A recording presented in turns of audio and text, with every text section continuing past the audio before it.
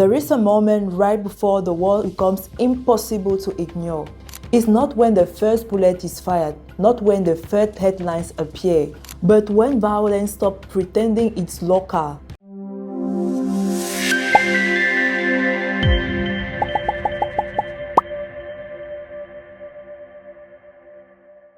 On December 10, 2025, while most of the world was asleep, the city, Uvira in the Eastern Republic of Congo, woke up with something different.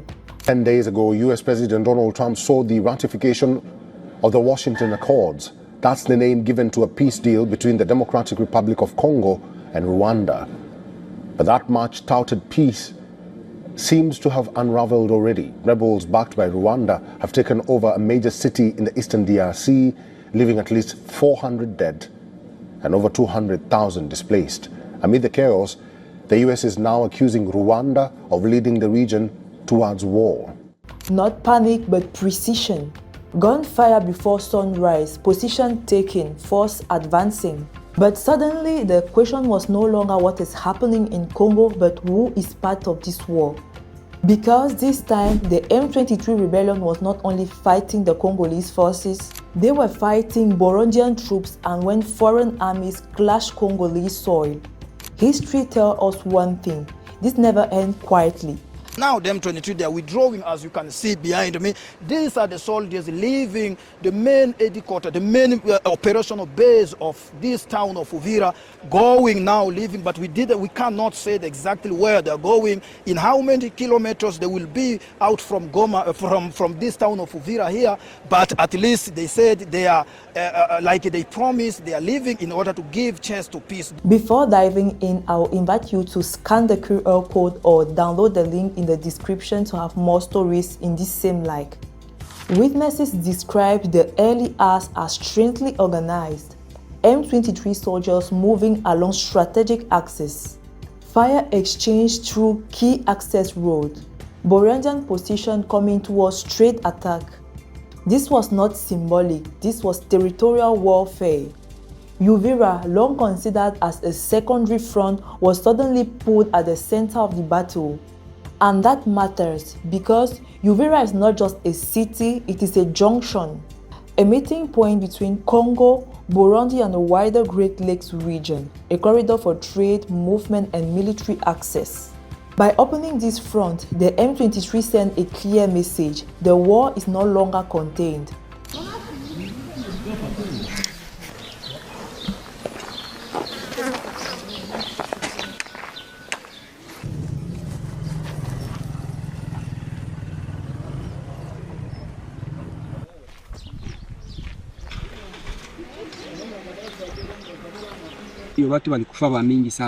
For years, Eastern Congo has lived with instability, but instability has patterned.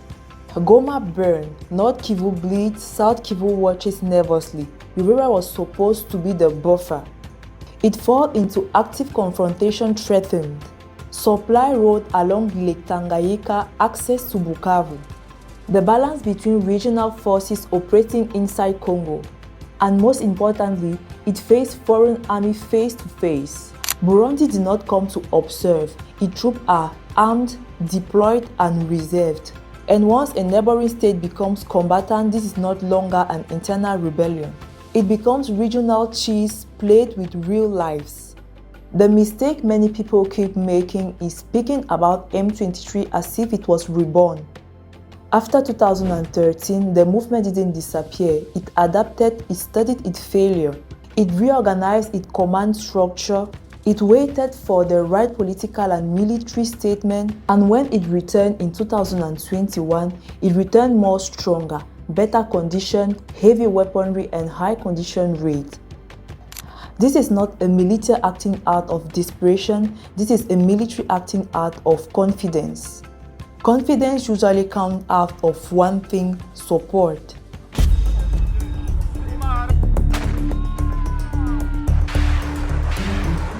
The Democratic Republic of the Congo, often called DR Congo, is making headlines for all the wrong reasons. Let's begin with the map. DR Congo sits in the heart of Central Africa. It borders 9 countries, and is Africa's second largest nation by land area. More than 100 million people live here. DR Congo is incredibly rich in natural resources: cobalt, copper, gold, coltan, minerals that power smartphones, electric vehicles, and global industries are all found here. And yet, despite this wealth, most people live in poverty. Rwanda names always appear but never officially. UN reports suggest involvement, intelligence assessment point to logistical backing, regional analysts speak openly. Kigali responds with denial, but denial in geopolitics is not absence, it is strategy. President Paul Kagame does not need to speak loudly. Rwanda's influence lies in military efficiency, regional silence, and strategic efficiency. But never fully crossing the line publicly, Kigali shapes outcome without carrying formal public responsibilities. As long as the international response remains weak, this strategy works.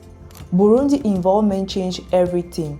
Bujumbura and Kigali are not neutral neighbors. They are rivals with unsolved grievances. By deploying troops to support Kinshasa, Burundi sent a message. Eastern Congo is no longer Rwanda's uncontested space, but rivalry inside a war is dangerous. But because when regional power fight through proxies, miscalculation multiply. Uvira risks to become more than a battlefield, it risks to become a trigger. For Felix Tshisekedi, this conflict is personal and political. Citizens are exhausted, trust is fragile, patience is running out internally. He accuses Rwanda openly. He demanded action but received statement. Tshisekedi is trying to assert sovereignty in a region where sovereignty has been violated for decades. And as long as the war is expanded, his authority is tested, not by words but by control on the ground. Monday, Congolese President Felix Tshisekedi accused Rwanda of breaking a ceasefire deal just one day after it was signed. Dozens of armed groups are vying for control of the mineral-rich eastern DRC. Kigali backs the prominent M23 rebels. Tshisekedi and his Rwandan counterpart Paul Kagame signed a US-brokered deal in June and last week were in Washington to finalize the agreement. The very next day after the signing, units of the Rwandan Defense Forces conducted and supported heavy weapons attacks launched from the Rwandan town of Bugarama, causing heavy human and material damage, particularly in the localities of Kaziba, Katagota, and Lubarika in South Kivu, thereby breaking the ceasefire. And beyond Africa, silence with Donald Trump. Back shaping global priorities, Africa once again shifts to the margins of attention. No urgent diplomacy, no meaningful deterrence, no coordinated pressure. Eastern Congo does not dominate headlines, but armed groups notice when no one is watching, they do so. Uvira did not fall by accident, it was chosen, and if this escalation continues to be unchecked, the question will not be who started it but who allowed it to grow. If you believe this story deserves more than silence, I will invite you to share, click the link, and don't forget to subscribe.